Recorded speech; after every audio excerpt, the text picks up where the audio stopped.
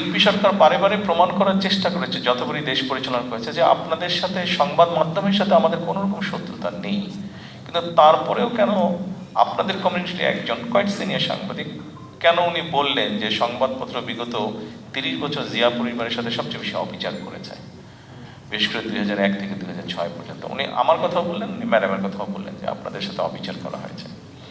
তো এখন আমরা সামনে যেতে চাই, আমরা একটা বেটার পরিবর্তন করতে চাই, কিন্তু বেটার পরিবর্তন আমি একা পারবো না, আমার সরকার একা পারবে না।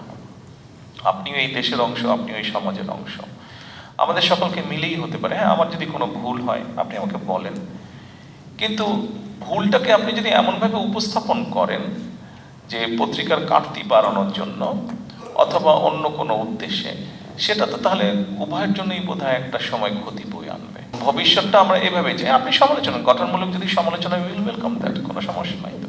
আমার নেতাকর্মীরা জেল খেটেছে, অত্যাচারিত হয়েছে, শারীরিকভাবে নির্যাতিত হয়েছে, মানসিকভাবে। আমি প্রত্যেকটার মধ্যে দিয়ে গিয়েছি, প্রসেসের মধ্যে দিয়ে। আমি জেলের মধ্যে থেকে এসেছি, আমি শারীরিকভাবে নির্যাতিত হয়েছি, মানসিকভাবেও নির্যাতিত হয়েছি।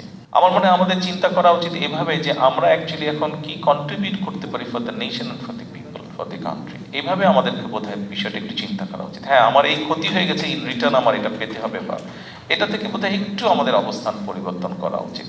এই কথাটা আপনাদেরকে বলছি, আমাকে দয়া করে সাহায্য করবেন এই কথাটা আমার নেতাকর্মীদের কাছেও পৌঁছে দেওয়ার জন্য।